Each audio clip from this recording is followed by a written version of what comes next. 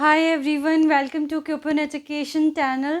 सो finally अब हम अपनी जो है आप देख रहे होंगे ऊपर HP टेट नवंबर 2024 के लिए केमिस्ट्री का जो सेक्शन है उसका बैच जो है वो स्टार्ट करने जा रहे हैं। ठीक है, सो केमिस्ट्री की प्रिपरेशंस हम स्टार्ट करने जा रहे हैं। तो कोई भी टॉपिक है, अगर आपको कोई भी मतलब एग्ज़ाम है, उसमें क्या है कि आपको क्या करना है कि किसी भी सब्जेक्ट में आपको प्रॉपर मार्क्स लेके आने हैं। तो सबसे इम्पॉर्टेंट है सिलेबस। ठीक है, सिलेबस तो आपने देख लिया। सबसे इम्पॉर्टेंट क्या है आपका सिलेबस। ठीक है, सिलेबस आपको बहुत सारी साइट्स पे, किसी भी साइट्स पे जाके आप विज़िट कर सकते हो, वहाँ से आपको सिलेबस तो मिल जाएगा। बट सिलेबस में बहुत सारी चीज़ें लिखी हुई है, बट उन जो आपका सिलेबस दे रखा है उसमें से वो कौन से टॉपिक है जहाँ से आपके क्वेश्चंस बनते हैं, सो वो आज मैं आपके साथ डिस्कस करने जा रही हूँ। ठीक है, कि अगर आप सेल्फ स्टडी भी करना चाहते हो तो सेल्फ स्टडी की हेल्प से भी आप ये जो टॉपिक है सिर्फ इन्हीं पे ध्यान दोगे, ताकि आपके जो केमिस्ट्री में है 30 के 30 मार्क्स आराम से बने। ठीक है, तो जो हमारा HP टेट जून का जो पेपर हुआ था उसमें 25+ वही क्वेश्चंस आए थे जो हमने अपनी क्लासेस में डिस्कस करे थे। तो सिमिलरली अब भी हम ऐसे ही तैयारी करेंगे कि आपके इस बार 30 के 30 क्वेश्चंस वही बने। ठीक है, बने तो वही थे, 30 के 30 वही क्वेश्चंस थे, बट वही है कि एक दो क्वेश्चन घुमा फिर आके आगे थे, तो वो उनको अप्रोच करने में बच्चों को प्रॉब्लम्स आई थी। ठीक है, तो स्टार्ट करते हैं। तो सबसे पहला जो टॉपिक मैंने लिया हुआ है वो है आपका पीरियोडिक क्लासिफिकेशन। क्या है? Periodic classification.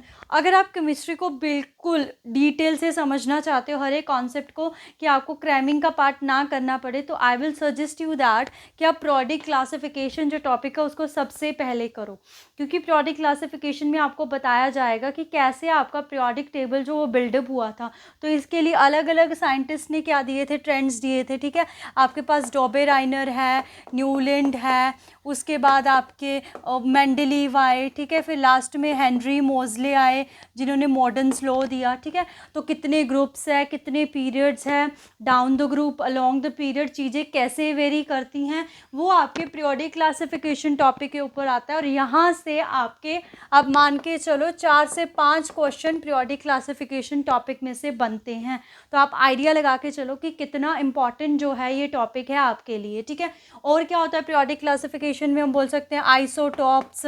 ठीक है, isotope, isobar, isotones, iso electronics, यहाँ से क्वेश्चन आपने देखा होगा। अगर आपने पेपर को एनालाइज करा है तो आपको पता होगा कि इन टॉपिक्स के अंदर से हमेशा क्वेश्चन देखने को मिलता है। ये सारे जो टॉपिक है यहाँ से तो देखने को मिलता था। तो जो ये डॉबेराइनर, न्यूलैंड है, इनके ऊपर अभी तक क्वेश्चन नहीं आया था, बट रिसेंटली जो आपके 2-3 एग्जाम हुए हैं तो इन ट्रेंड्स के ऊपर से भी आपको क्वेश्चन आना स्टार्ट हुआ है। ठीक है, उसके बाद आता है आपके कि आपने पीरियोडिक टेबल को सीख लिया। आपके पास ब्लॉक आते हैं, S block, P block, D block, F block.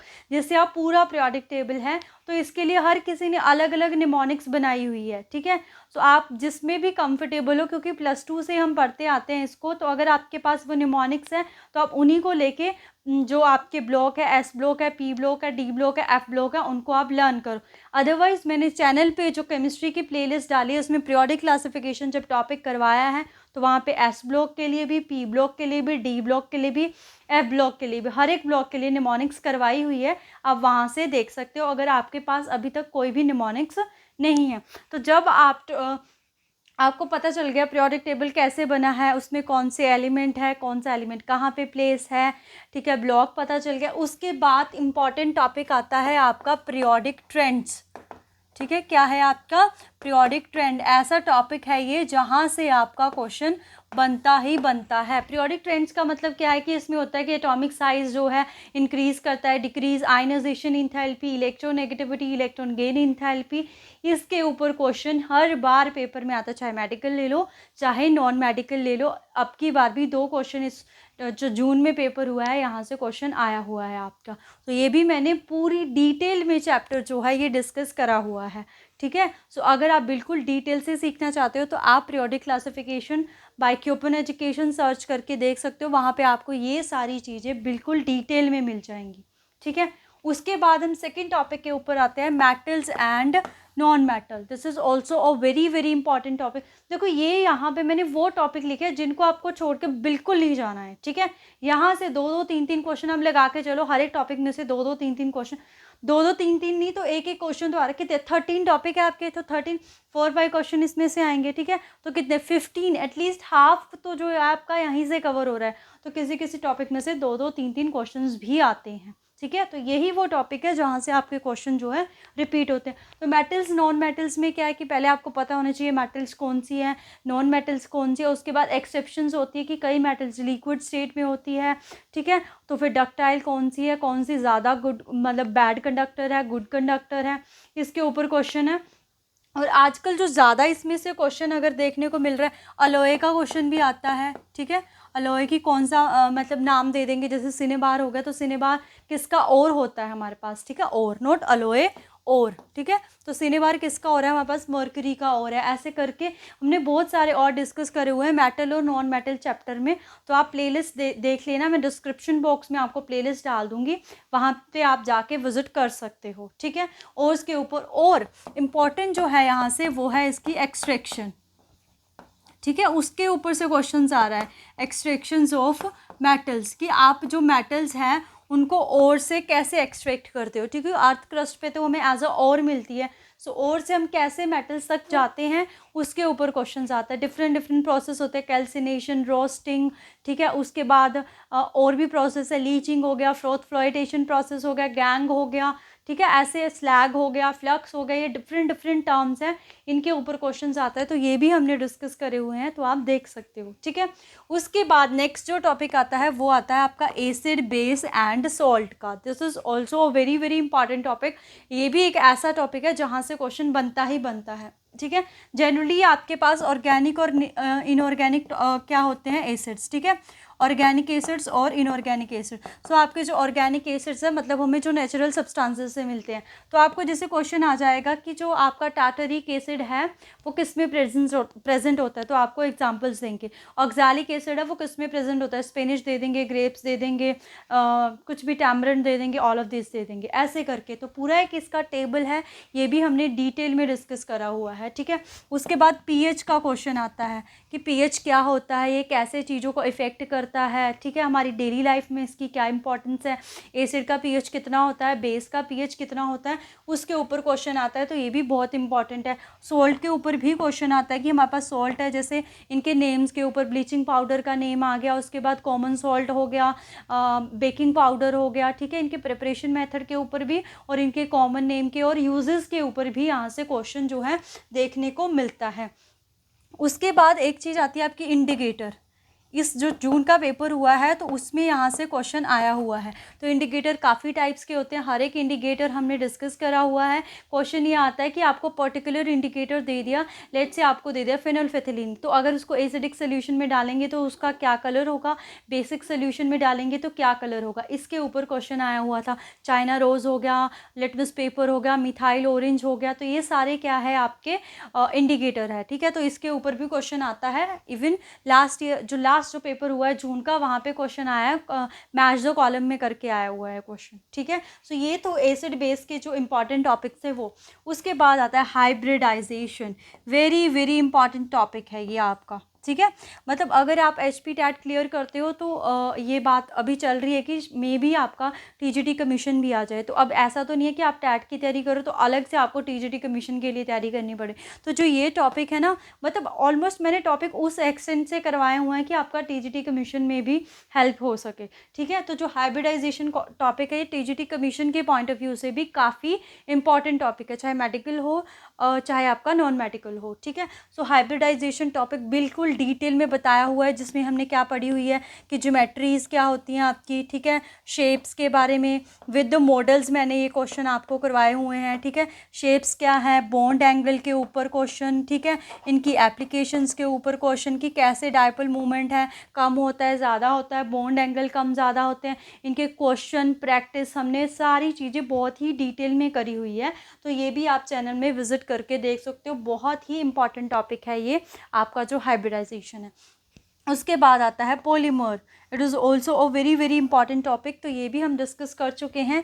इसमें से क्या आता है आपके पास मोनोमर यूनिट्स के ऊपर भी, ठीक है। जैसे टेफ्लॉन है तो कोई पूछ लेगा टेफ्लॉन की मोनोमर यूनिट क्या होती है, तो टेफ्लॉन की मोनोमर यूनिट है आपके पास हम बोल सकते हैं डाईफ्लोरो ईथेन, है ना। डाईफ्लोरो ईथेन आपके पास क्या होती है, सॉरी डाईफ्लोरिन टेट्राफ्लोरोईथेन, है ना। टेट्राफ्लोरोईथेन जो है वो उसकी मोनोमर यूनिट होती है। तो मोनोमर डिफरेंट पॉलीमर है, नायलॉन 6 सिंपल बैकेलाइट, ठीक है। उसके बाद पीवीसी, पैन, ऑरलोन, ये सारे हैं, तो हमने सारे डिटेल में डिस्कस करे हैं। पॉलीमर्स के टाइप्स होते हैं, कंडेंसेशन होता है आपके पास, ठीक है। उसके बाद कि इलास्टो हम बोलते हैं कि थर्मोप्लास्टिक, थर्मोइलास्टिक, इनके ऊपर क्वेश्चंस आते हैं। इनके यूजेस के ऊपर, जैसे कोटिंग के लिए मेटल हमारे पास यूटेंसिल्स होते हैं, उनमें कोटिंग के लिए कौन सा जो पॉलीमर है वो यूज़ किया जाता है, टेफ्लॉन का जो पॉलीमर है वो यूज़ किया जाता है, ठीक है। तो इसके ऊपर भी क्वेश्चन आता है। यहाँ पे था ना, तो ये जो अलॉय टॉपिक था, तो मेटल और नॉन मेटल का मिक्सचर होता है, यहाँ से क्वेश्चन आता है। और इनके यूजेस के ऊपर पे, ठीक है, यूजेस के ऊपर भी क्वेश्चन आता है कि सोल्डर में जो है कौन सा अलॉय यूज़ किया जाता है, अगर वो अलॉय यूज़ किया जाता है तो वो किसका मिक्सचर्स होता है, ऐसा क्वेश्चन। बुलेट प्रूफ जैकेट्स होती हैं, ठीक है, उसके ऊपर क्वेश्चन आता है। उसके बाद है मोल कॉन्सेप्ट, बहुत ही एक तरह से हम बोल सकते हैं बेसिक है ये आपकी केमिस्ट्री का जो मोल कॉन्सेप्ट है। ये हमें बताता है केमिस्ट्री है क्या, एक तरह से मैटर होता है ना हमारा। Matter is that substance that occupy space and हम बोल सकते हैं हैविंग मास, ठीक है, उसको मैटर बोलते हैं। तो उसी की स्टडी तो है हमारे पास केमिस्ट्री। तो उस मैटर को अगर आप मेजर करना चाहते हो तो उसके लिए आपके पास मोल कॉन्सेप्ट अपनी मतलब केमिस्ट्री में पकड़ बनाने के लिए भी एक mole concept very very important है।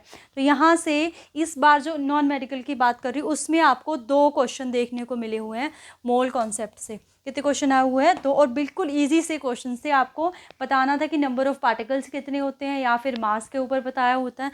तो ये डिटेल में मैंने चैप्टर करवाया हुआ है आपको, ठीक है। अगर आप वो चैप्टर जाके विजिट करोगे, ठीक है, इन केस अगर आपको लगता है कि मैम अब वो चैप्टर आप दोबारा से करवाओ, तो आप मेरे को कमेंट सेक्शन में बताओगे तो मैं वो चैप्टर आपको दोबारा से करवा दूँगी। पूरा चैप्टर जो है वो दोबारा से करवाऊँगी मैं आपको, ठीक है। उसके बाद आता है रिडॉक्स रिएक्शन। तो ये जो एक ऐसा टॉपिक है जो मैंने अभी तक नहीं करवाया है। Redox reaction very very important है, जिसमें हम ऑक्सीडेशन, रिडक्शन, कैसे ऑक्सीडेशन स्टेट फाइंड आउट करते हैं, ऑक्सीडेशन स्टेट कैसे फाइंड आउट करते हैं वो मैंने बता दिया, बट ऑक्सीडेशन क्या है, रिडक्शन क्या है, इनकी डिफरेंट डेफिनेशंस होती हैं, उसके बारे में नहीं करवाया हुआ है। तो आने वाली वीडियोज़ में रिडॉक्स रिएक्शन के ऊपर हम ज़रूर डिस्कस करेंगे, ठीक है। उसके बाद आता है very very important states of matter. Wait a minute, कौन सा टॉपिक है, states of matter. States of matter की अगर हम बात करें, आपका सॉलिड, लिक्विड, गैसेस, ठीक है, इनके डिफरेंट प्रोसेस होते हैं। इवेपोरेशन हो गया, डिफ्यूजन्स हो गया, फ्यूजन हो गया, कंडेंसेशन हो गया, वेपोरेशंस हो गया। एक पेपर हुआ था आपका 22 में, तो इस पेपर में से, इस टॉपिक में से 5 क्वेश्चंस आए हुए थे आपको, ठीक है। मेल्टिंग पॉइंट क्या होता है, बॉइलिंग पॉइंट क्या होता है, इन सभी चीज़ों के ऊपर आपको क्वेश्चंस देखने को मिलता है, ठीक है। तो वो ये चैप्टर भी हमने डिटेल में पूरा डिस्कस करा हुआ है, तो आप चैनल में विजिट करके देख सकते हो। उसके बाद आता है matter around us and purification. यहाँ से भी इस बार भी यहाँ से 2 क्वेश्चन आए हुए थे, ठीक है। मैटर अराउंड अस मतलब जो हमारे आसपास मैटर है, जैसे एलिमेंट हो गया, ठीक है, एलिमेंट हो गया, उसके बाद कंपाउंड होते हैं, मिक्सचर होते हैं, फिर वो कोलाइडल सोल्यूशन होता है, सॉल्यूशन होता है, सस्पेंशन होता है। तो कोलाइडल सोल्यूशन के बहुत 2 नहीं मतलब यहाँ से 3 क्वेश्चन आए थे इस चैप्टर में से, तीन क्वेश्चन आए हुए थे। कोलाइडल सोल्यूशन का 1 क्वेश्चन था और प्योरिफिकेशन के 2 क्वेश्चन आए हुए थे। प्योरिफिकेशन का मतलब है कि मिक्सचर आपके पास, तो उसमें 2 डिफरेंट सब्सटेंसेस होंगे, तो उसको आप कैसे प्योरिफिकेशन या फिर सेपरेशन बोलेंगे इसको, ठीक है। ज़्यादा अप्रोप्रिएट वर्ड क्या है यहाँ पे, वेट अ मिनट, ज़्यादा अप्रोप्रिएट वर्ड है यहाँ पे सेपरेशन, ठीक है। सेपरेशन टेक्निक्स के ऊपर, ठीक है। सब्लिमेशन जैसे टेक्निक होती है, तो मैंने हर एक वीडियो में डिस्कस करा हुआ है कि सब्लिमेशन कौन कौन शो करता है। आपकी नेपथलीन्स बोल्स हो गई है, अमोनियम क्लोराइड हो गया है, कैम्फर हो गया, और इसी के ऊपर क्वेश्चन आया हुआ था आपका, ठीक है। तो ये चैप्टर भी हमने पूरा डिटेल में करा हुआ है, ठीक है। उसके बाद ये आती है जीओसी। जीओसी का मतलब होता है जनरल ऑर्गेनिक केमिस्ट्री। तो इसमें हमने क्या क्या करा हुआ है, आयोपिक नेमिंग, ठीक है, ये हमने कर ली है।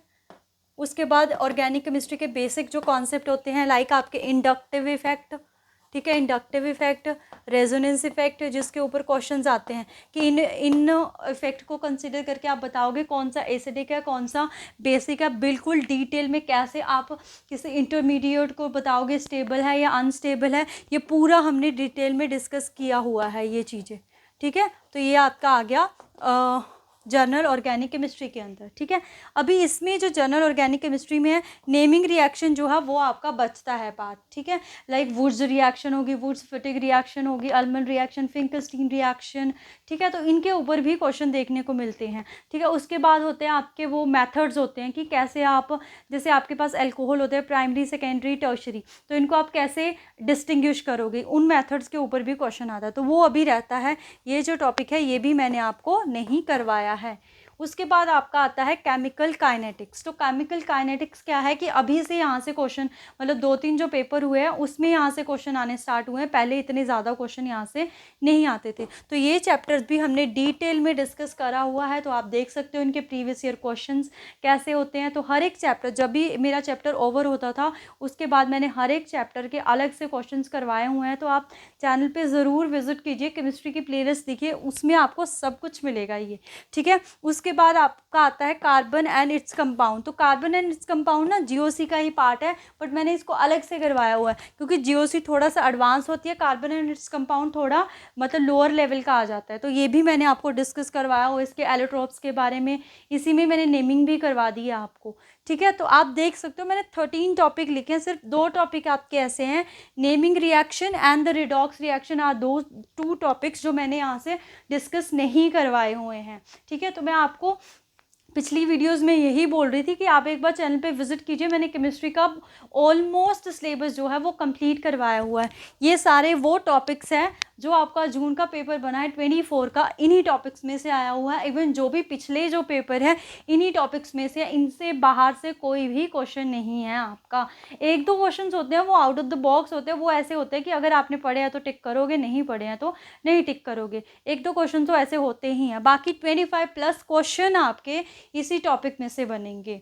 ठीक है, तो आपने टेंशन नहीं लेनी। आप बोल रहे हो कि मैम सिलेबस कंप्लीट करवाओ, हमारी रिवीजन नहीं होगी। मैंने केमिस्ट्री का बहुत सारा जो सिलेबस है ऑलरेडी अपलोड कर रखा है, तो आप उससे देख सकते हो। ठीक है, तो वहाँ से आपकी बहुत अच्छी प्रिपरेशन हो जाएगी आपकी केमिस्ट्री सेक्शन की। बचता है आपका फिज़िक्स का, तो फिज़िक्स की भी हम पहले एनालिसिस वीडियो डिस्कस करेंगे। फिज़िक्स की भी मैंने बहुत सारी वीडियोज़ डाली हुई है, बट अभी थोड़ा सा सिलेबस उसका भी बचता है, तो वो भी मैं डालूँगी। ठीक है, उसके बाद बचता है आपका मैथ्स। ठीक है, मैथ्स के लिए आप बोल रहे हो कि मैम मैथ्स के लिए भी वीडियो डालो, तो मैथ्स के लिए आपका, मैं जैसे मैंने एचपी पुलिस का जो स्टार्ट करा हुआ है, आप एटलीस्ट उसी को देखो, वो आपका बेसिक है, वही आपके टॉपिक है जो मैं अभी फ़िलहाल एचपी पुलिस वाले सेशन में मैथ्स के लिए करवा रही हूँ। तो वही सेम टॉपिक है। अभी जब भी कोई न्यू टॉपिक होगा वो मैं आपको करवा दूँगी। ठीक है, जो आपके टॉपिक बिल्कुल उनके साथ कॉमन है, तो वो वीडियो आप देख सकते हो। बेशक मैंने वहाँ पे टाइटल एचपी पुलिस करके डाला होता है, बट वो वीडियो आपके लिए भी है। वो मैथ्स जो सेक्शन है वो सिमिलर है दोनों में। बस ये साइको तो आपकी चल रही है, डेली की डेली वीडियोज़ आ रही है, तो आप देख सकते हो। ठीक है, उसके बाद बचता है आपका जीके। तो जीके टॉपिक ऐसा है कि उसके हम क्वेश्चन डिस्कस करेंगे, राइट। तो जब आपका पेपर नज़दीक आएगा तो उसके मैं मॉक टेस्ट करवाऊंगी, बिकॉज आपको हर एक टॉपिक डिटेल में करवाऊँ उतना मेरे पास भी टाइम नहीं है, बिकॉज मेरे को आपका सब्जेक्ट का मेन कंटेंट जो है वो कवर करना है। बिकॉज अगर आपका वो 90 मार्क्स का हो गया, बाकी उसके बाद 30 की साइको भी हो रही है, तो ऑलमोस्ट आपका पेपर जो है वो क्लियर होगा। जीके आप ऐसे रख के चलो, क्योंकि जीके एक ऐसा पार्ट है, उसमें क्या होता है कई बार जो आपने पढ़ा है वहीं से होगा, कई बार ऐसे होगा कि जो टॉपिक पढ़ रहे हो उसमें से एक भी क्वेश्चन देखने को नहीं मिलता है। बट साइको, मैथ्स, केमिस्ट्री और फिजिक्स ये टॉपिक इसमें लिमिटेड टॉपिक है, इसको करके जाओगे तो वहीं से आपका पेपर 4 जो सब्जेक्ट है वो भी आप अच्छे से प्रिपेयर करते हो, तो बिल्कुल आपका जो मतलब जो पेपर है वो पूरा क्लियर होगा। मैं अपनी पर्सनल मतलब एक तरह से एक्सपीरियंस से बता रही हूँ। जब मैंने अपना फर्स्ट टाइम दिया था तो मैंने साइको नहीं पढ़ी थी, मतलब अपनी जो बीएड टाइम में पढ़ी थी वही थी। मेरे को था कि मैं नहीं पढ़ूंगी। मैंने 3 सब्जेक्ट को तो अच्छे से करा, बट मैंने जीके करी, जीके को बहुत अच्छे से करा, मैंने बहुत सारे टॉपिक कवर करे, बट मेरे को उसमें से बहुत ही कम टॉपिक, आप मान के चलो 4 या 5 क्वेश्चन देखने को मिले। सब्जेक्ट मेरा अच्छा था तो बट मेरे 89 मार्क्स आए तो वो नहीं क्लियर हुआ। तो मैंने सेकंड अटेम्प्ट में सोचा था कि मैं जीके नहीं करूँगी, मैं साइको करूँगी, क्योंकि साइको के क्या है, लिमिटेड टॉपिक है आपके पास, ठीक है। तो और वहीं से क्वेश्चन बनते हैं आपके। तो जब मैंने सेकेंड अटेम्प्ट में करा तब जाके मेरे 120 मार्क्स आए हुए हैं। जीके भी उस पेपर में आसान आई हुई थी, तो तब मेरे 120 मार्क्स बन गए थे। ये जो 4 सब्जेक्ट अगर आप अच्छे से कर रहे हो तो आपका बिल्कुल एग्ज़ाम जो है वो क्लियर होगा, ठीक है। तो आज के लिए इतना ही। बहुत ही जल्दी हम जो इनके सब्जेक्टिव वीडियो उनके साथ मिलेंगे। फिज़िक्स की भी हम पहले एनालिसिस वीडियो ही डिस्कस करेंगे। और एक बात कि अगर आपको कुछ भी डिस्कस करना होता है तो आप मेरा टेलीग्राम चैनल है वो ज्वाइन कर सकते हो। उसमें जाके आप कुछ भी प्रॉब्लम होती है, मटेरियल चाहिए, वो आप बोल सकते हो, बता सकते हो, तो मैं आपको प्रोवाइड करवाऊँगी। तो आज के लिए इतना ही। बहुत ही जल्द नेक्स्ट वीडियो में मिलेंगे। Thank you.